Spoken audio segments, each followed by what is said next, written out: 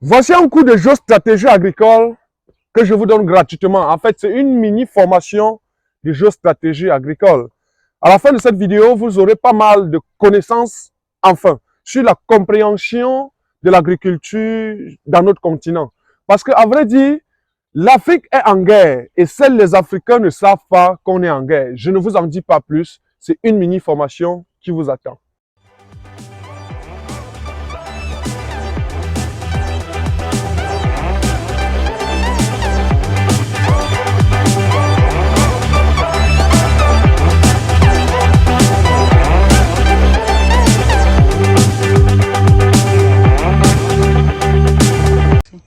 Le plus grand danger de ce pays a été d'enseigner à nos parents des cultures de cacao, de café, d'EVA, de coton.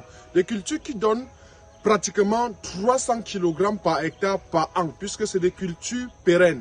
Attention encore, c'est des cultures qui empêchent catégoriquement toutes les autres cultures de grandir sous ces cultures. Ça veut dire que vous ne pouvez pas en bas du cacao, du café, mettre du haricot, du soja, du tournesol, des pommes de terre, des choux, des carottes, des poireaux et tout ce qui va avec.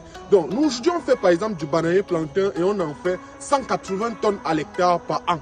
On fait du tournesol, c'est 10 tonnes à l'hectare par an. On fait des pommes de terre, c'est 38 tonnes x 2 à l'hectare par an, ainsi de suite. Donc, ce sont des cultures que vous devez absolument faire si vous voulez réellement faire du chiffre. On se prend le 5 janvier en Balmao pour une formation sur la culture de bananier plantain. Donc, je vous montrerai comment produire vos propres semences de bâtard et ensuite, comment conduire une exploitation agricole et avoir assez de régimes pareils. Merci. Salut à toi et bienvenue sur la chaîne. Je suis Kana Ivari. Sur cette chaîne, je te parle d'agriculture, d'élevage, tout ce qui est technologie agricole.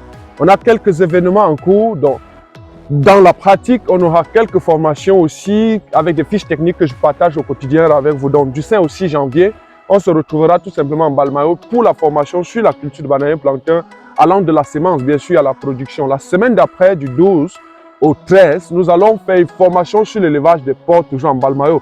Vous le savez déjà. J'ai fait 3 ans dans l'élevage des porcs, j'ai appris pas mal de choses. Donc, je vais inviter des experts en alimentation, en choix de génétique. Bref, vous aurez pas mal d'éléments intéressants. Et à la fin, vous aurez mon guide pratique parce que le thème de cette formation, ce sera tout simplement comment démarrer et réussir l'élevage des porcs avec 5 millions. Alors, et bien après, on se retrouvera à Brazzaville. Les gens de Brazzaville le savent déjà. On a un rendez-vous le 20 janvier. Au Togo également, on a un rendez-vous le 15 février. Donc, vous pouvez me réserver déjà en consultation privée ou bien même pour la visite de votre exploitation de manière privée également dans ces différents pays et aussi au Cameroun. J'ai voulu vous faire ce cours de géostratégie parce que cette chaîne est de plus en plus en phase de croissance. Et puisqu'elle est en phase de croissance, il faut quand même que, puisqu'on va atteindre bientôt 10 000 abonnés, et je vous dis merci pour cela, parce qu'on a moins de 2 ans sur YouTube et la communauté est en train de vraiment prospérer. Ça veut tout simplement dire que ce que nous enseignons ici est tellement utile. Donc, commencez par liker la vidéo en cours. Abonnez-vous pour ceux qui ne sont pas encore faits parce que je suis convaincu que vous ne vous en sortirez pas bredouille d'ici la fin de cette vidéo. Alors, voici mon cours de géostratégie introductif, agricole bien sûr. La première chose que vous devez savoir, c'est que l'Afrique a 60% des terres arables du monde. Ça veut dire quoi? Ça veut tout simplement dire que lorsqu'on regarde les autres continents, j'allais dire l'Europe, l'Amérique du Nord, l'Amérique du Sud, l'Asie et même l'Océanie et tout ça, dans tous les cas, l'Afrique regorge les terres cultivables à la hauteur de 60%. Les autres continents, y compris l'Amérique et tous les autres continents, n'ont que 40%. Et vous devez donc absolument comprendre que les 40% des autres continents sont déjà assez épuisés. Et donc, plus concrètement, ce que vous devez comprendre, c'est que l'Afrique est désormais, ou bien ce sera la terre nourricière du monde. J'ai une information à vous donner. L'ancien président nigérian Obasanjo disait d'ici 2050, ils vont atteindre demi-milliard d'habitants. Ça, c'est le Nigeria. Et 50% de leur population sera nourrie par le Cameroun. Soit produit par les Camerounais, soit produit par les Nigériens. Tout simplement parce que, ayant atteint demi-milliard d'habitants, et ce qu'on sait, c'est que le Nigeria n'a pas quand même aussi assez de terres. Et donc, il faut absolument cultiver. Et le Nigeria ne peut pas laisser le Cameroun, qui est le pays le plus proche, pour aller conquérir les terres au Congo, je ne sais pas trop, dans d'autres pays, l'Algérie et tout ça. Donc, le Nigeria, à lui seul, viendra occuper bon nombre de terres, par exemple au Cameroun, si les Camerounais ne comprennent pas les enjeux. J'ai envie de vous dire quelque chose de manière claire. La superficie du Cameroun est 16 fois la superficie de la Belgique. Oui, je parle bien de la Belgique, dont la capitale c'est Bruxelles. Ça veut dire que le Cameroun a la capacité de nourrir 16 fois la Belgique. Je parle là de l'Union européenne. Parce que l'Union européenne, je crois, a 18 ou 27 pays, quelque chose de ce genre. Donc, le Cameroun, à lui seul, peut produire et nourrir toute la sous-région ou bien toute l'Union européenne. Mais ce que vous devez comprendre, c'est que jusqu'ici, le Cameroun n'importe pas moins de 850 milliards de francs CFA de nourriture. En riz, en blé, en poisson. Oui, le poisson bat le record en termes d'importation. Oui, au-delà même des congelés, au-delà de tout ce qui est empaqueté dans des sachets, des friandises, je ne sais pas trop. Alors que la réalité, elle est claire. Au Cameroun, par exemple, il y a la Sochicam. Avant d'y arriver, je précise qu'au Cameroun, aujourd'hui, après l'État camerounais qui possède le plus de terres, le prochain propriétaire de terrien, c'est l'Église catholique, c'est-à-dire les Vietnamiens. Le Vatican, j'allais dire, le Vatican plutôt. Donc, on a le Cameroun, l'État camerounais qui a un peu plus de terres. Après l'État du Cameroun, on a le Vatican, c'est-à-dire l'Église catholique. Après, on a les Français. Oui, ça veut dire que les Français ont compris que le Cameroun ou bien l'Afrique en général est une proie dont tout le monde doit profiter, tout simplement. Donc, ce que vous devez comprendre, c'est que en termes de guise d'entreprise agricole au Cameroun aujourd'hui, on a la Sochicam. La Sochicam travaille sur 25 000 hectares. 25 000 hectares, c'est pratiquement 25 km de long et 10 km de large. Donc, lorsqu'on est dans le département de la Haute-Sanaga, précisément entre Mbandjok et Nkonteng, à droite, on est dans les terres de la Sochicam. Mais permettez que je vous dise, la Sochicam produit uniquement 10% du sucre consommé au Cameroun. Ça veut tout simplement dire que les 90, attention, précisons que c'est l'Afrique centrale, les 90 autres pourcents de sucre consommé en Afrique centrale est importé des États-Unis. Et donc, il faut multiplier les 25 000 hectares qui se retrouvent en Nkonteng, en Mbandjok, par 90 afin de pouvoir avoir la superficie nette qu'on doit faire de la canne à sucre. Précisons que c'est une entreprise française détenue par l'ancien groupe Bolloré. Il y a un nouveau groupe qui a récupéré cette entreprise, mais dans tous les cas, ça continue de prospérer, ça continue d'exploiter nos terres. Pourtant, je ne connais aucun Camerounais qui a pratiquement 25 000 hectares de terre. Après la Sochicam, vous allez voir par exemple la Socapalme. La Socapalme, c'est dans 19 villages de ce pays. Et les 19 villages appartiennent encore au groupe français. Oui, la Socapalme, c'est l'entreprise camerounaise qui produit l'huile de palme. Mais permettez quand même que je vous dise encore que jusqu'ici, le Camerounais importe l'huile de palme depuis le Gabon par une société qu'on appelle Olam qui s'est installée en tout cas au Gabon, je ne sais pas si c'est Lambaréné, ainsi de suite, qui produit des palmiers. Je parle bien des palmiers où il faut prendre la graine ou bien le noyau tout simplement et on plante et puis 3 ans on passe à la production, on passe à la transformation, on a de l'huile et on sait faire même de l'huile de manière traditionnelle. Nous n'arrivons pas à le faire, les sociétés, les conglomérats de groupes français sont en train de le faire.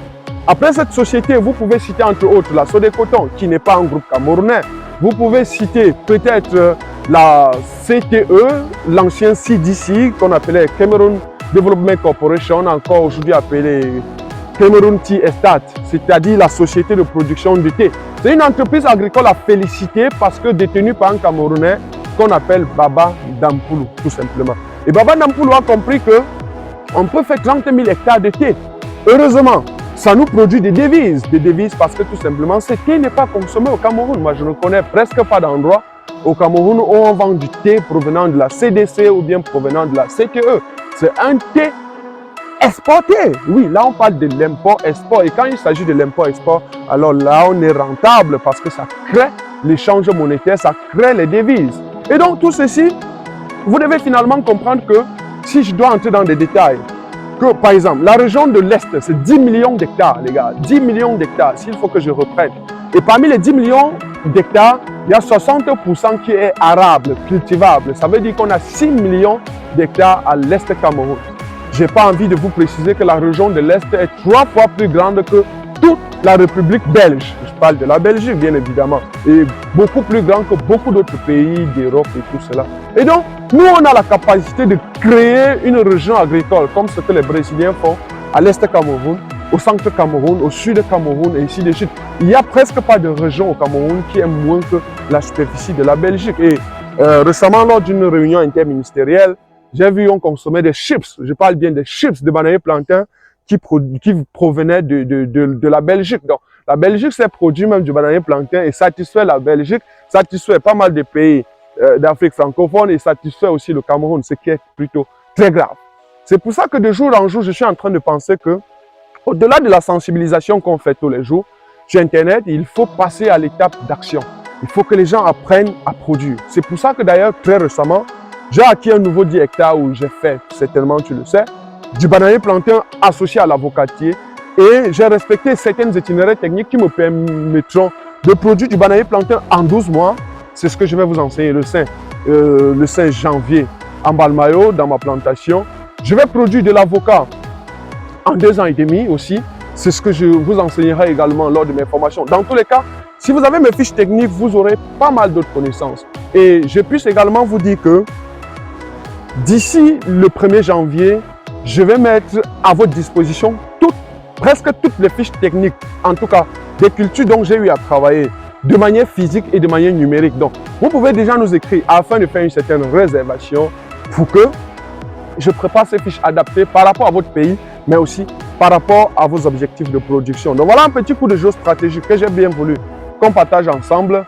Et j'ai envie de conclure en disant que même le maïs est importé au Cameroun.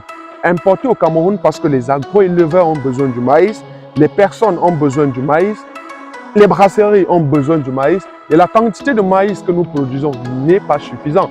Les brasseries ont par exemple besoin de 35 000 tonnes de maïs. Les plus gros producteurs de maïs n'arrivent même pas à produire 2 000 tonnes, 3 000 tonnes de maïs l'an, ce qui est plutôt lamentable. Pourtant, la culture de maïs a été depuis toujours, considérée comme la culture la plus facile. Donc, il suffit de mettre la graine, même dans l'herbe, le maïs va prospérer. Je ne comprendrai pas réellement pourquoi on n'arrive pas à le faire. En tout cas, j'ai développé l'itinéraire technique de maïs qui vous permet d'aller de 3 à 6 tonnes, puis de 6 à 8 tonnes tout simplement, si vous respectez de manière progressive les étapes de mon itinéraire technique. Je vous dis merci parce que vous avez suivi jusqu'ici. J'espère que vous vous portez bien. J'espère qu'on se retrouvera très rapidement en Balmayo la première semaine de janvier afin de pouvoir travailler d'abord sur les semences de bananier plantain. Comment construire des propagateurs, comment récolter des semenceaux ou encore des bulbes, comment faire le parage. Bref, toutes ces étapes seront enseignées. À la fin, vous aurez la capacité, n'est-ce pas, de pouvoir produire vous-même vos propres semences, mais aussi produire des bananiers plantains afin d'avoir des régimes assez intéressants. J'ai préparé quelque chose pour vous là. Donc, sur ma dalle, j'ai récolté ce bananier plantain. C'est la variété Bata. Et si tu le sais bien, dans ma plantation de 10 hectares, j'ai mis à peu près 10 000 Bata. Donc, j'aurai 10 000 trucs comme ceci d'ici 12 mois. Je suis déjà à 6 mois. Donc, restez scotchés à la chaîne. Il y a pas mal de nouvelles qui arrivent très bientôt. J'espère pouvoir faire tout ceci avec vous. À très bientôt.